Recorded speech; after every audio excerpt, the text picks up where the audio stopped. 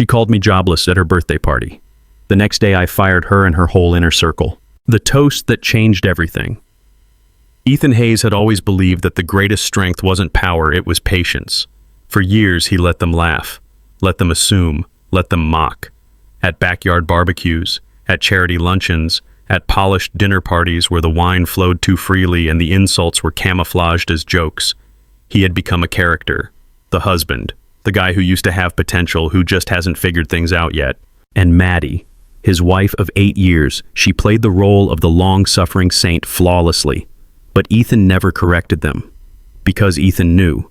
He knew that while Maddie posed in designer heels paid with money she believed was hers, and her friends flaunted titles they thought they earned, he had built the empire they all stood on. And tonight, on the night of Maddie's 34th birthday, he let them dig their own graves, champagne in hand. The party was held at their modern estate in Brentwood. String lights shimmered across the backyard. A live band played smooth jazz near the infinity pool, and a professional photographer flitted around capturing candid moments, curated for Maddie's social media. Ethan wore a navy button-down and slacks fitted but unassuming. No one ever questioned his plain watch or simple shoes. That was the point. He walked from guest to guest, glass in hand, nodding, smiling, playing the part. Veronica was already 2 glasses in and loud. "Mads, babe, tell Ethan what I told you. The job thing. What was it again?" She winked at him with fake sweetness. Maddie giggled. "Oh, stop. She said you should apply at her company. Said you'd make a decent intern." "Maybe." Laughter exploded around them. Ethan smiled thinly. "Depends on the benefits package." That only made them laugh harder. Even Logan clapped him on the back. "You've got a good sense of humor about it, man. Respect." But Maddie wasn't done. Not tonight. She raised her champagne flute high, climbing onto one of the outdoor lounge chairs to get everyone's attention. "To my amazing friends, to success, to ambition, and to finding drive, even when it's hiding under sweatpants." She looked right at Ethan. The crowd laughed. Some of it was awkward, but no one stopped her. No one ever did. Ethan's chest was tight. He looked down at the bubbles in his glass and reminded himself, this is the last time. Maddie toasted again. "And to my husband, Ethan. He's a great cook and even better listener, and hey, who knows, maybe this year he'll actually land a job." A ripple of laughter rolled through the crowd. Ethan stood still like stone. Maddie descended from her throne of mockery and kissed him on the cheek. "You know I'm just teasing, babe," she whispered. "We all love you. But seriously, think about that barista gig at Brew & Bean. They have health care." He kissed her back softly. "I'll think about it." He wouldn't need to. Because in 12 hours, Brew & Bean's lease renewal, which Maddie didn't know was owned by his investment group, would be signed under his name. Later, as the guests mingled and posed for the final photos, Ethan stood on the balcony of the master bedroom looking down at the lights below. From here, everything looked perfect, but underneath it was rotten. Maddie's closest friends, Veronica, Sasha, Nathan, Logan, they all worked at Halberd Dynamics, the tech company that Maddie thought belonged to an old college friend of Ethan's. What she didn't know, Ethan was that friend. Halberd Dynamics wasn't just Ethan's company. It was his creation, his child, his empire. And now it was time for a reckoning. He pulled out his phone and opened the encrypted folder. Veronica expense fraud. Personal trips filed under brand research. Sasha HR cover-ups. Ignored 3 formal harassment complaints. Nathan client poaching. Trying to set up a side consultancy. Logan nepotism inflated promotions. Repeatedly breached company NDA. And Maddie. While not officially employed, she sat on the spousal advisory board as a symbolic title. A PR play one Ethan had allowed. She'd used it to leverage connections, throw charity events, and belittle him. All of it would come to an end. Tomorrow. At exactly 9:00 a.m., each of them would receive an invitation to a mandatory executive roundtable. Only Ethan wouldn't be on Zoom like usual. He'd be sitting at the head of the boardroom table. In person. No more disguise. No more distance. As he stood in the dark, watching the garden lights twinkle and the laughter fade, Ethan thought back to how it all began. 12 years ago, he'd been nothing. A kid with a laptop and a vision. He lost his parents at 23, raised his little sister while working graveyard shifts and coding in parking lots. By 27, he'd built and sold his first startup. Used the money to start Halberd. He told no one, not even Maddie. Not because he didn't trust her, but because he wanted to know if someone could love him without the empire. Without the money. Now he had his answer. At 11:43 p.m. Long after the last guest left, Maddie stumbled into the bedroom barefoot, clutching her heels. "Did you clean up the kitchen?" "I did," Ethan replied from the bathroom, brushing his teeth. She plopped on the bed. "You're a good husband," she mumbled. "Even if you're a bit lost." He didn't answer, just rinsed his mouth and turned off the light. Tomorrow she wouldn't be calling him lost. She'd be too busy asking him how he could do this. And for once he wouldn't be the one answering. He'd be the one asking the questions. The following morning, just before dawn, Ethan stood at the kitchen counter nursing a cup of black coffee. He didn't bother with the espresso machine Maddie insisted on. He liked things simple, real. The house was still. Upstairs, Maddie slept in their king-sized bed buried under linen sheets she had handpicked during a Paris trip he had no job to afford. Ethan opened his laptop and pulled up Halberd Dynamics' internal dashboard. Everything was ready. The audits, the legal clearances, the board briefing pack, the NDAs, even the PR contingency plan in case any of them tried to spin a narrative. His phone vibrated once. A message from Bryce, his legal counsel and longtime friend. Boardroom cleared. NDAs signed. "We're ready." He replied with a single word, "Showtime." Ethan hadn't always been a mystery. In college, he was the guy everyone came to for help with resumes, interview prep, business plans. But while others chased fast internships and VC cash, he quietly built systems. First an algorithmic trading bot, then a SaaS platform for small logistics companies. But the magic wasn't in the ideas. It was in the execution. In his relentless obsession with doing things right and doing them quietly. When he met Maddie at a startup networking event in Santa Monica, she didn't even glance his way at first. She was talking to a group of guys in tailored suits and shiny watches. Ethan wore a plain black tee and jeans. She only approached him because he was standing near the free rosé. "Not your scene?" she asked, sipping delicately. "Not really," Ethan replied. He was about to leave, but then she laughed. A real unfiltered laugh that didn't sound like the polished PR persona she wore now. "You're probably the only guy here not pitching a blockchain idea," she said. "That's because I already sold mine." She raised an eyebrow. "Yeah. What was it called?" he told her. She blinked. Recognition flickered in her eyes. But instead of pressing, she just said, "Interesting." They talked for an hour, then left together. That was the night it started. For a while, things were simple. Maddie wasn't always cruel. In the early years, she made dinner when Ethan pulled all-nighters, brought him coffee, doodled in the margins of his notebooks while he sketched system designs. She believed in him. At least that's what he thought. But when the product launched and the money started flowing, something changed. She didn't seem proud. She seemed entitled. Like it was a shared victory. Like she'd molded him, managed him, coached him into being someone respectable. When he tried to share the deeper parts of his vision, AI that could predict micro-shifts in logistic chain integrity, predictive modeling for supply chains, her eyes glazed over. "You're doing great, babe," she'd say before asking if he could wire her $5,000 for a girls' weekend in Tulum. Eventually, Ethan stopped sharing. Instead, he let her believe the lie, that he'd sold the company, that now he was between things, that he wanted to find himself before jumping into another venture. She nodded sympathetically, then started introducing him to her friends as a really great home cook. He didn't correct her. He was testing something. He spent the next 4 years building Halberd from the shadows, a tech and logistics solution company that offered white-labeled services to Fortune 500s while staying invisible to the public eye.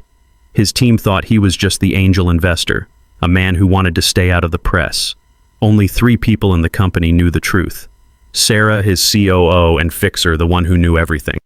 Bryce, his attorney, and Theo, the janitor who saw Ethan working past midnight in the server room and asked no questions. Halberd grew fast, too fast, but Ethan kept it lean. He didn't want a Silicon Valley circus. He wanted control. That's how he ended up hiring people like Veronica, Sasha, Nathan, and Logan through recommendations from Maddie's social circle. Give them a shot, she'd urged. They're hungry and loyal. She had no idea what she was feeding them into. Ethan gave them mid-level titles, then let them rise, watched them carefully. Within 2 years, all of them had crossed lines, some financial, some ethical, some personal, and Ethan took notes. He waited. Back in the present, as Ethan finished his coffee, he heard soft footsteps descending the stairs. Maddie, wrapped in a silk robe, her makeup from last night barely smudged. She didn't acknowledge him at first, just reached for the fridge and pulled out a smoothie bottle. "Morning," he said evenly. She glanced over. "You're up early. Everything okay?" He smiled faintly. "Just prepping for something important. Another cooking class," she teased. He chuckled.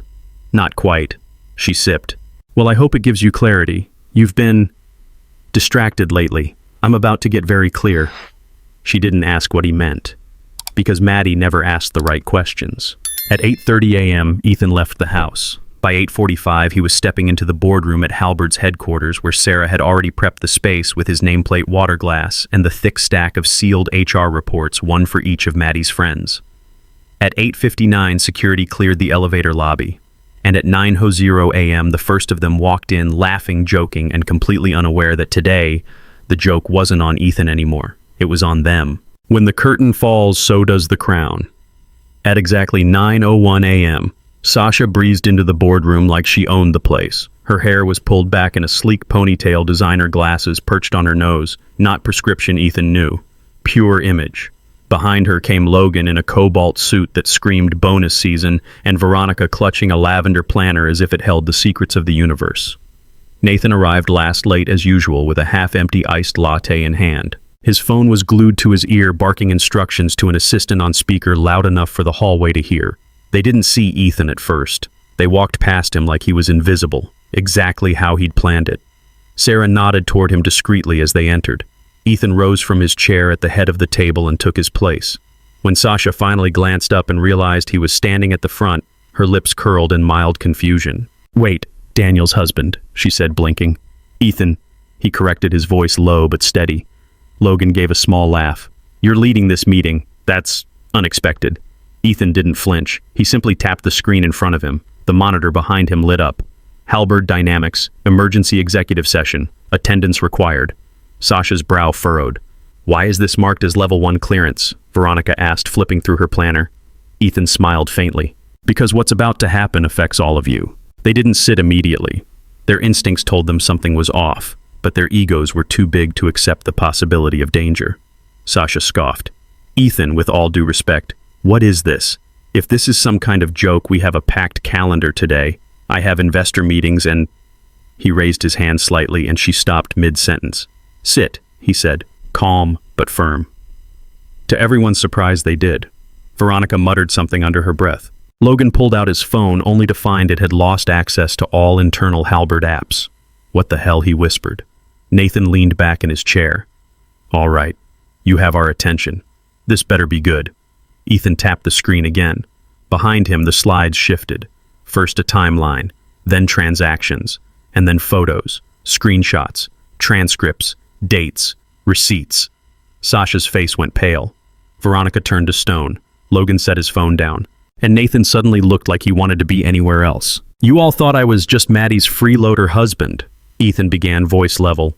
"You've referred to me publicly and privately as her project. Her mistake. Her inconvenience." Veronica shifted in her seat. "You thought that because I didn't flaunt my position, I didn't have one?" Ethan continued.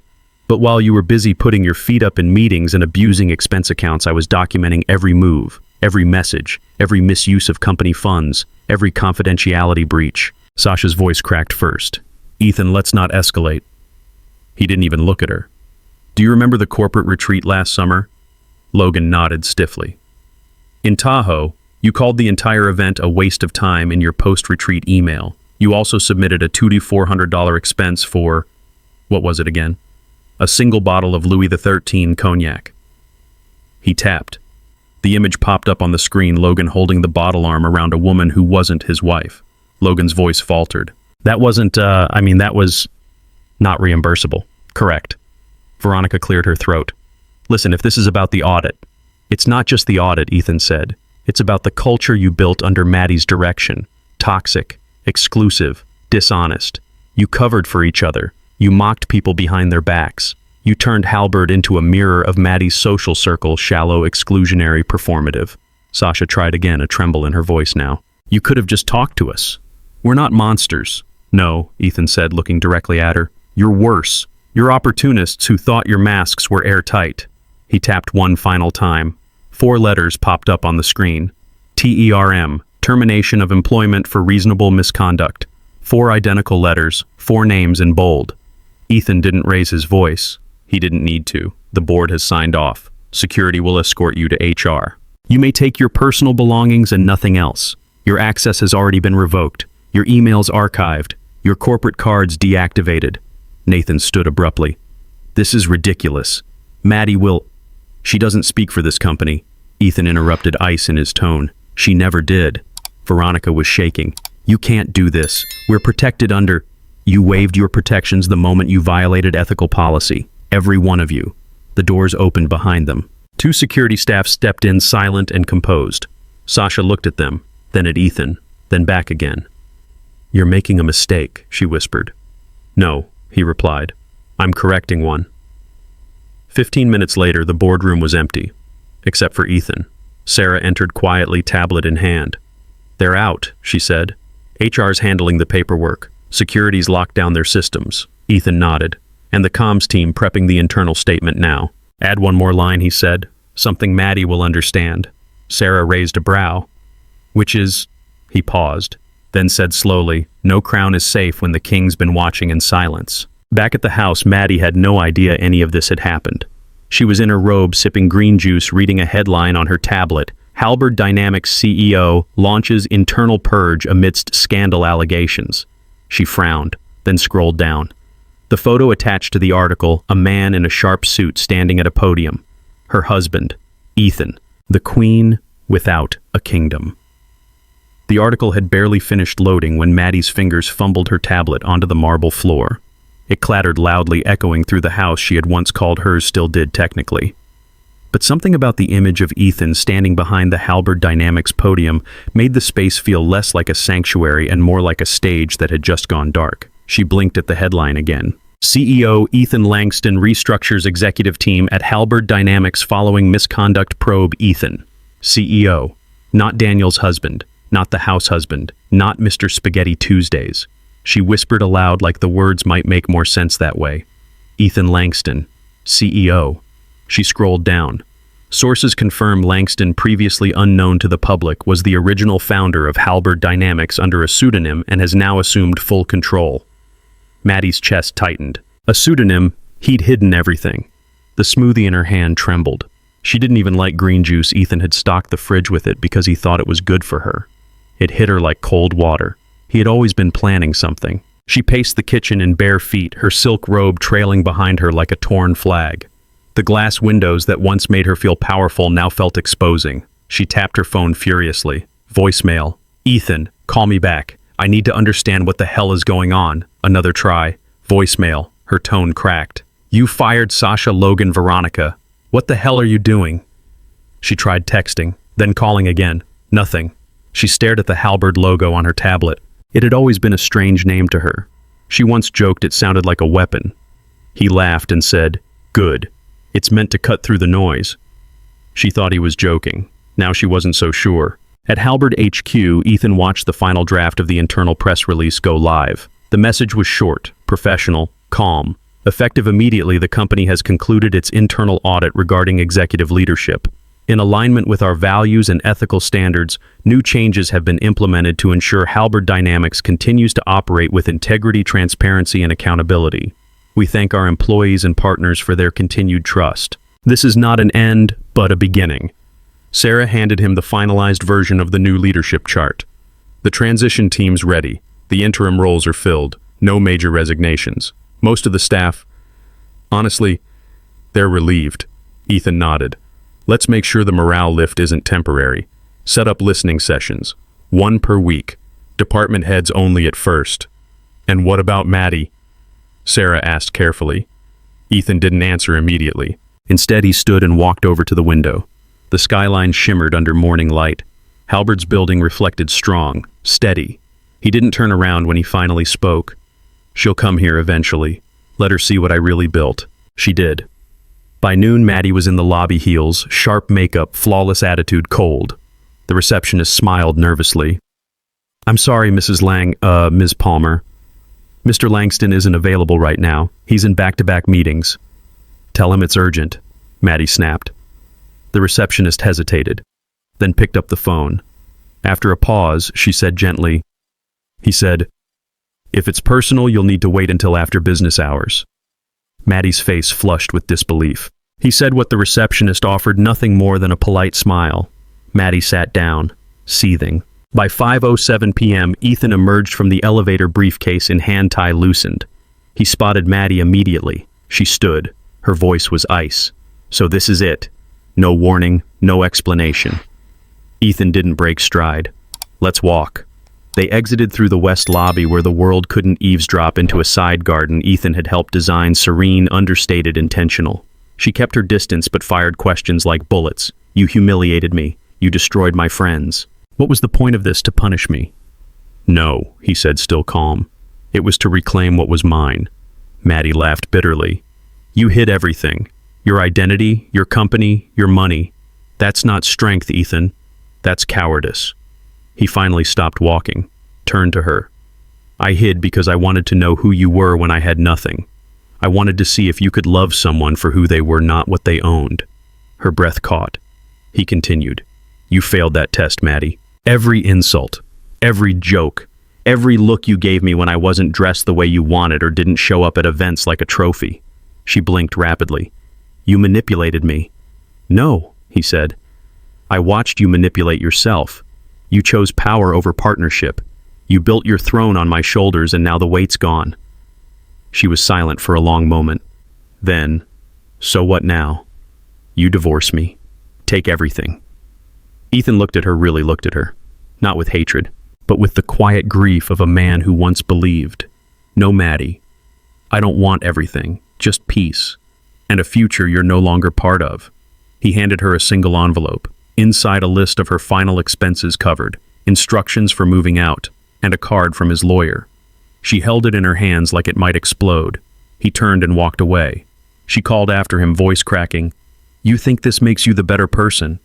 Ethan didn't stop walking. I'm not interested in being better, he said. Just free. What remains after the fire? The house was silent. Too silent. Maddie stood in the foyer, surrounded by the emptiness she once called security.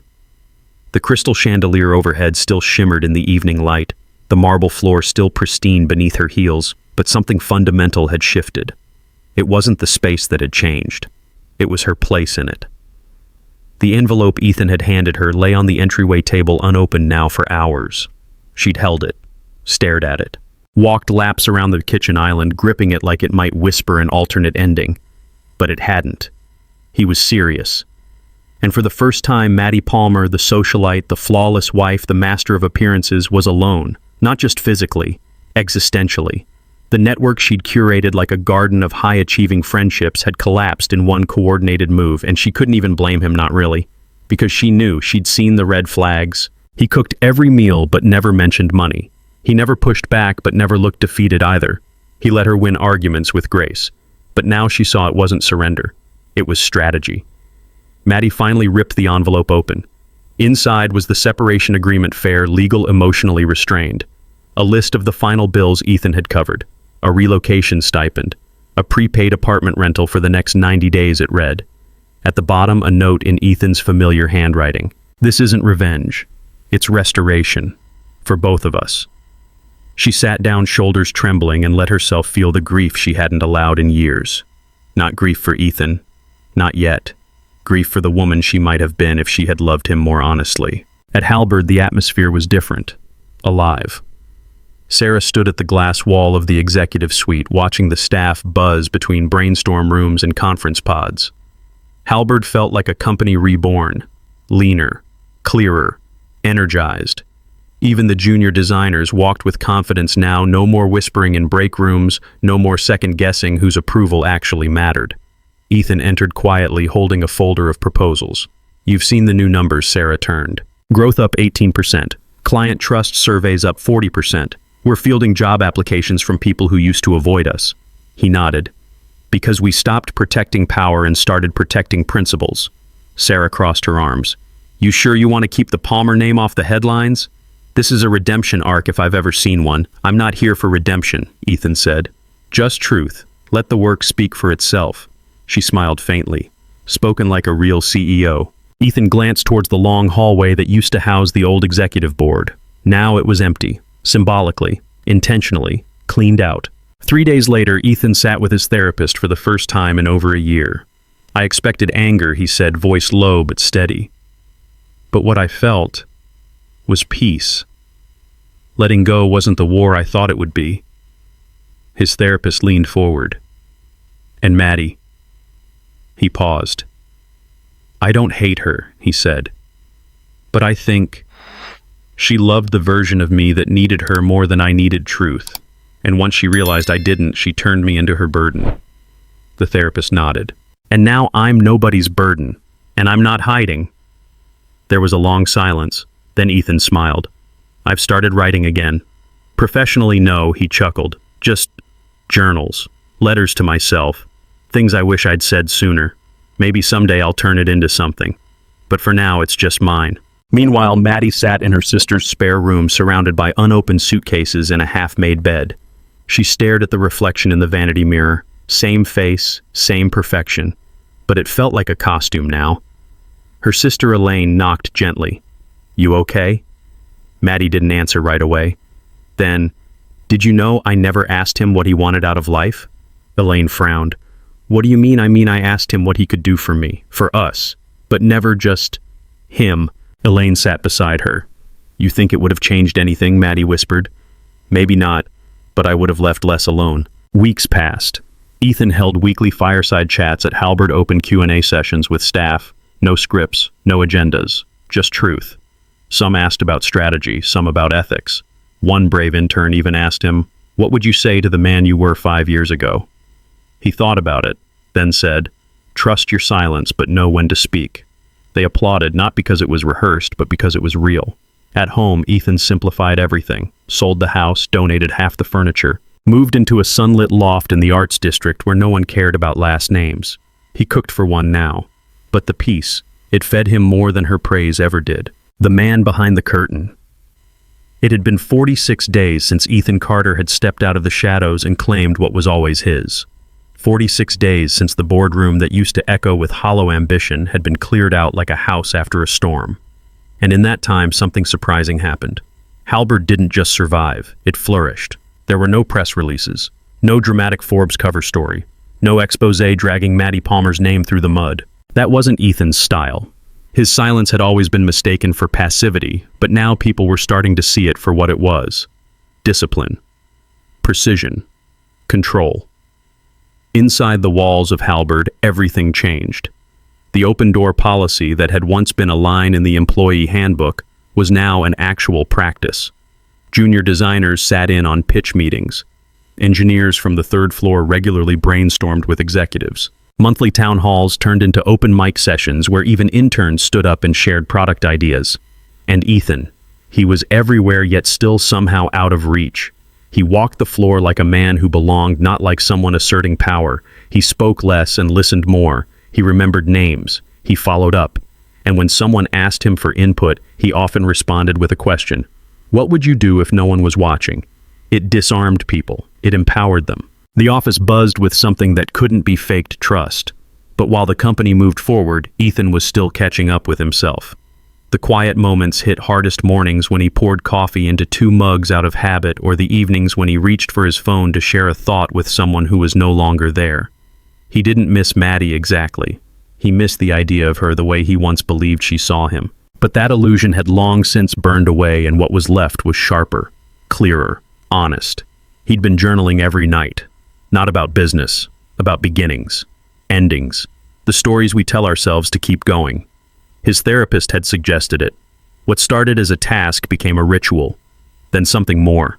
And on the 47th night, as he reread an old entry about the first time Maddie had called him aimless, something shifted. He sat down at his desk, opened a blank document, titled it The Weight of Quiet Men, and he wrote, "Across town in a modest 2-bedroom apartment with faded walls and a stubborn faucet, Maddie Palmer stared at a rejection email. It was the 5th one that week. This one came from a nonprofit board she'd once been invited to speak at back when her name carried something resembling prestige. Now it barely earned her a callback. Her sister Elaine entered the room dropping a grocery bag on the counter. You applied to that interior firm in Midtown, yet Maddie didn't look up. They said they want someone with empathy for narrative spaces, whatever that means." Elaine smirked gently. "Maybe it means someone who listens." Maddie didn't answer. Not because she disagreed, but because deep down, she knew it was true. The persona she'd spent a decade building was nothing but polish. No substance. She hadn't created anything. Not really. She'd curated. She'd projected. But when the scaffolding fell, there was no foundation. She missed Ethan. Not the house. Not the lifestyle. Him. His steadiness. His quiet strength. The way he looked at her before she stopped seeing him back. She opened her phone and typed his number. Her fingers hovered, then stopped. She erased it. She wasn't ready. And maybe he wasn't either. Back at Halberd, a storm was brewing, not inside but outside. A major competitor, Mercuritech, had just launched a product suspiciously similar to Halberd's upcoming AI initiative. Only 5 people had access to that prototype data. Ethan called Sarah in. Any internal leaks, he asked, voice low. She shook her head. No, but I did find something weird. The metadata on our recent internal white paper shows an external edit. He leaned in. Sarah's face was pale. Luca Brennan. Ethan froze. Luca had been a name he trusted. The former COO's right hand, someone who'd resigned quietly before the board shakeup. He picked up his phone. Bring legal. Pull the NDAs. I want this airtight. If they're stealing from us, they'll wish they hadn't. Sarah nodded, already moving. But Ethan stayed still. Because this wasn't just about corporate espionage. It was a test of how far he'd come, of who he'd become. And he wasn't going to handle this like the man who stayed silent in the corner of his living room while being laughed at by people who wore his success like borrowed jewelry. He was going to face it like the man who built Halberd with bare hands, who watched it nearly crumble and who refused to let it happen again. That night, Ethan didn't go home. He stayed in the office, poring over every contract, every timestamp, every footprint left in the system. At 1:42 a.m., he found it. A forwarded file, encrypted, but not enough to stop him. He leaned back, staring at the screen, heart heavy. Luca hadn't just leaked the idea. He'd sold the code. This was war now. But unlike last time, Ethan wouldn't fight with anger. He'd fight with facts, with structure, with undeniable proof.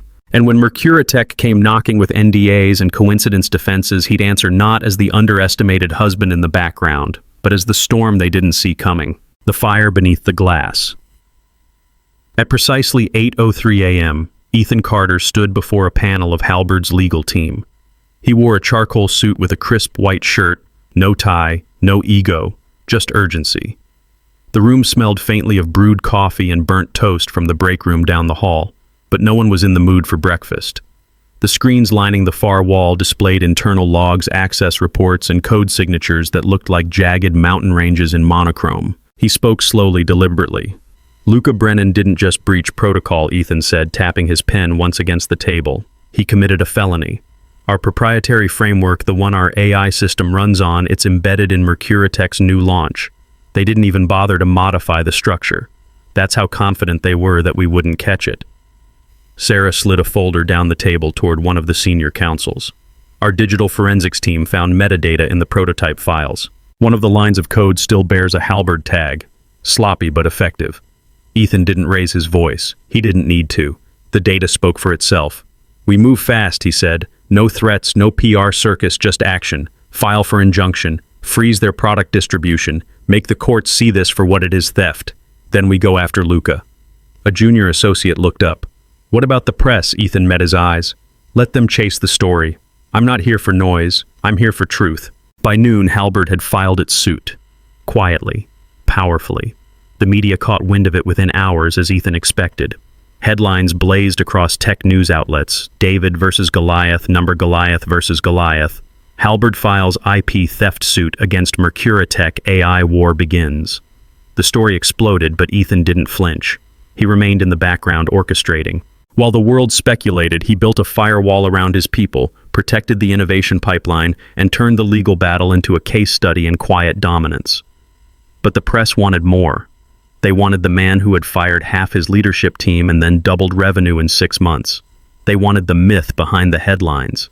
They wanted Ethan Carter. Meanwhile, Maddie Palmer sat at a corner cafe in Tribeca, her phone vibrating with push notifications. Her friends had been sending her links all morning. Isn't this your ex's company, girl? He's going nuclear. Did you know he was running Halberd? She didn't answer any of them. Not because she didn't want to, but because she didn't have an answer. The Ethan Carter they were reading about was not the man she thought she married, and maybe that was the point. He had never stopped being the man who built an empire. She had just stopped seeing him. Her cappuccino had gone cold. She scrolled through the article again. Photos of the Halberd campus. A blurry shot of Ethan walking beside Sarah through glass doors. They looked focused, united, steady. He looks like he finally belongs, Maddie thought. And for the first time, she realized something she hadn't dared admit. He never stopped belonging. I just stopped believing. Back at Halberd, the team gathered in the innovation lab. The entire AI unit had been relocated to a secure off-site location. Nobody wanted another Luca. Ethan stood before the whiteboard sleeves, rolled up a marker in hand. "We rebuild this in public," he said. "Not in secret." A programmer raised her hand. "You want to open source part of the AI kernel?" Ethan nodded. "A fragment. The part Mercuritech stole. Let the world see where it came from and what we've done since." The room went quiet. It was bold, transparent, and risky. But it was also pure Ethan. One of the junior engineers whispered to a colleague, "Dude's not just trying to win. He's trying to rewrite the rules." At 5:17 p.m., Ethan sat alone in his office. The sky outside bled from gold into navy. The city hummed unbothered by the war quietly raging behind polished walls. His phone lit up. A message from Maddie.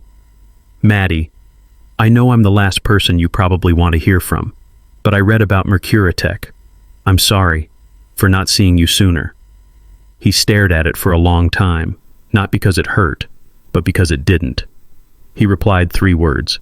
"Ethan, I see me now." That night, Sarah knocked on his door. She didn't speak right away, just stood there with a look on her face he hadn't seen before.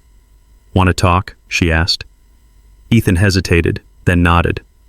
"Yeah, I think I do." They walked. Not far, just to the atrium on the top floor where the city lights looked like a reflection of stars.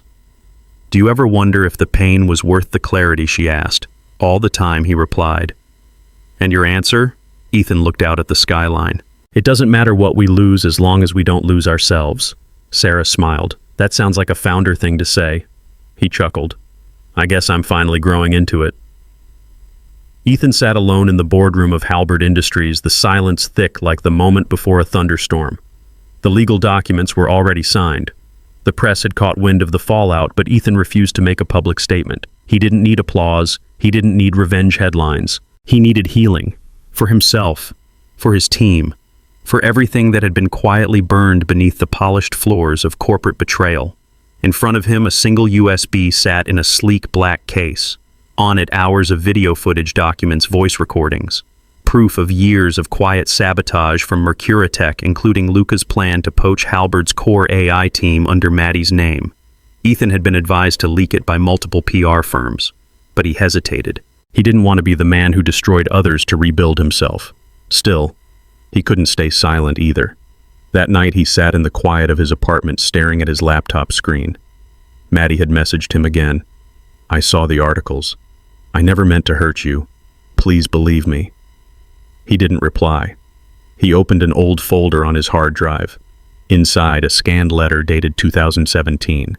Maddie had written it on the back of a napkin the night Ethan got his first investor check. "Even if we fail," she wrote, "promise me we'll always remember where we came from."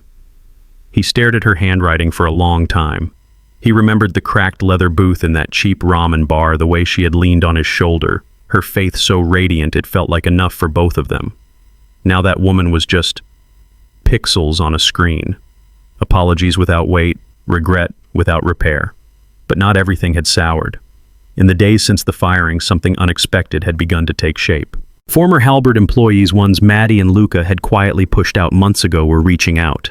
One of them was Arjun, a quiet coder Ethan once hired straight out of a community college. "I heard what you did," Arjun wrote. "I left last year after they forced me out, but if you're rebuilding, I want in."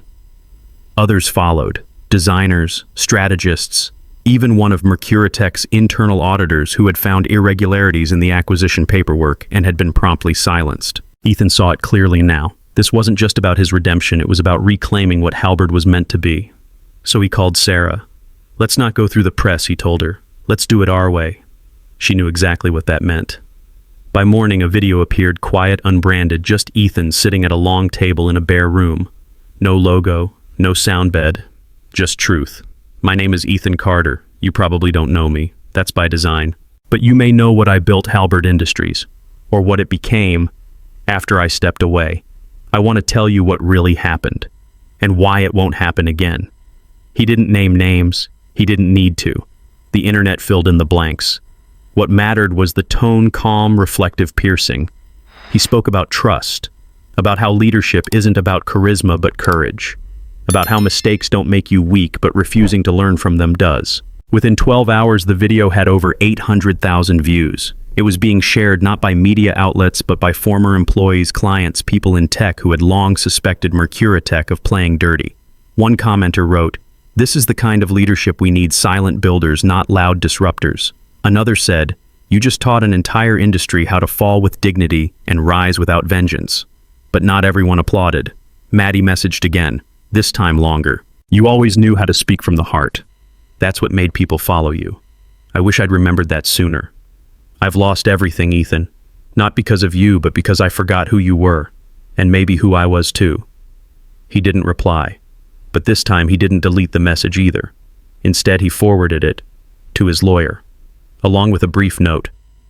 "Let's move forward with quiet resolution. No lawsuits, just closure." Ethan didn't want to become the villain in someone else's story, even if they had tried to write him out of his own. And so Halberd began again, with Arjun leading the rebuild of the AI team, with Harper, an ethics researcher, brought on to ensure transparency, with a new code of conduct written not by lawyers but by employees. Sarah suggested they engrave a line from Ethan's video into the entryway wall. He agreed. In brushed steel, it read, "Build quiet.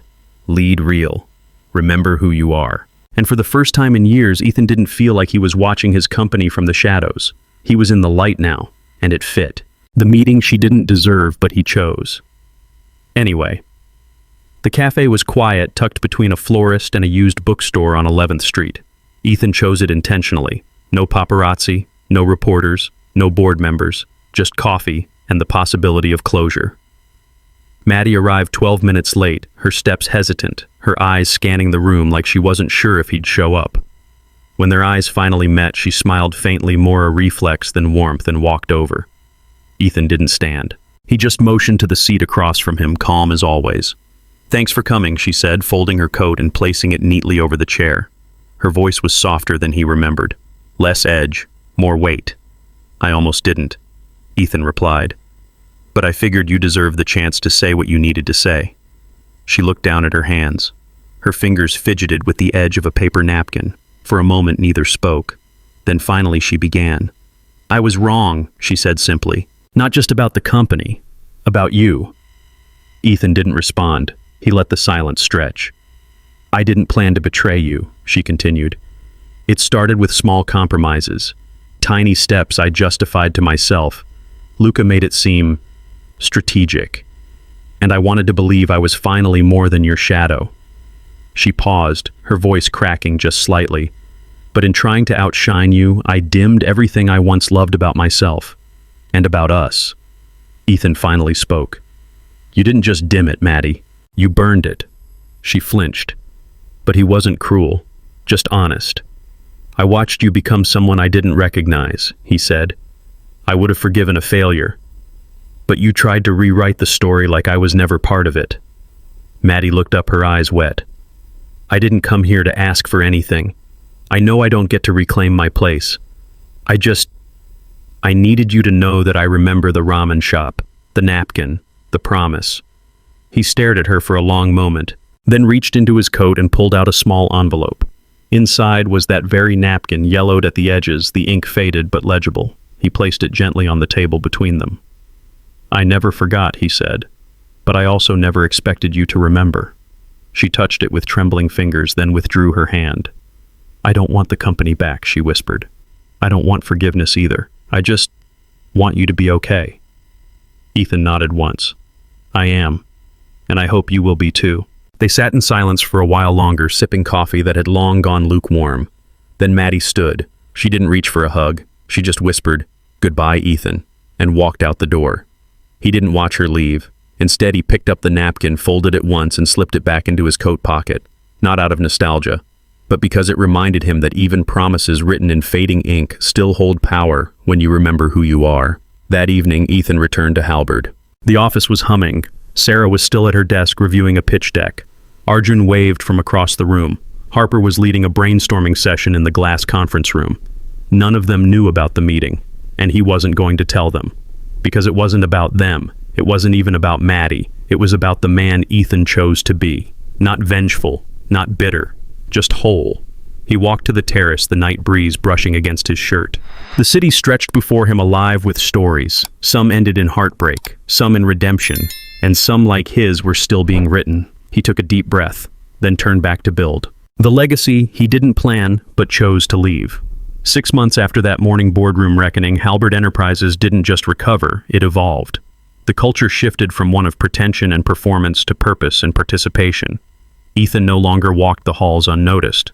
Not because he demanded attention, but because he'd earned respect.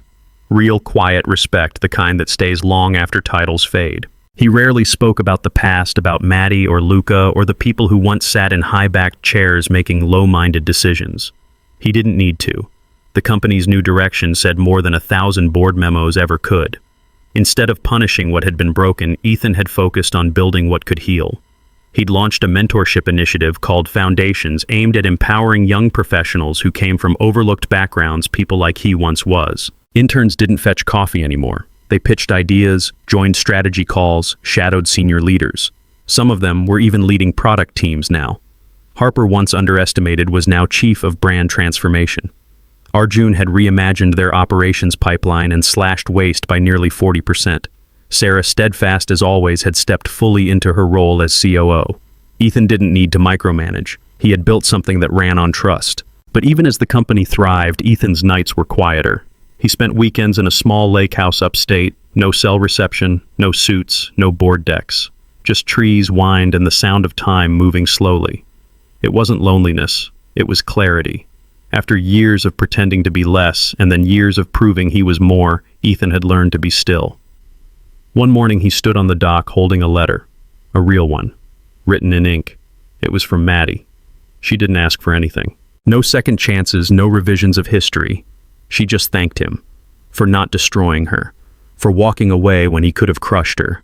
She told him she was living in a small apartment near the coast, volunteering at a youth tech nonprofit, trying to build a life with less shine and more substance. She ended with one line, "You were never a failure. I just couldn't see past my own fear." Ethan folded the letter and set it down beside his coffee mug.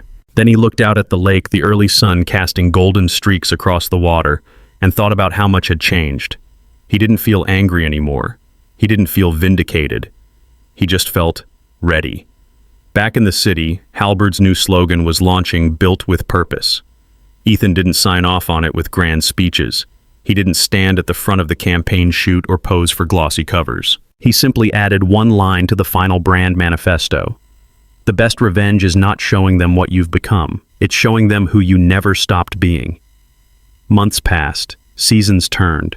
The whispers of who Ethan once was faded, replaced by the quiet awe of who he had always chosen to be. Not a mogul, not a martyr, just a man who reclaimed his story when the world tried to write him out of it. In the final frame of this faceless tale, we see him walking through the company lobby, not in a suit, not in disguise, but in jeans and a sweater, nodding at interns holding the elevator for someone new. Just a man among his people. The founder. The future. The one they all look to, not for answers, but for how to carry themselves. With humility. With resilience. With truth.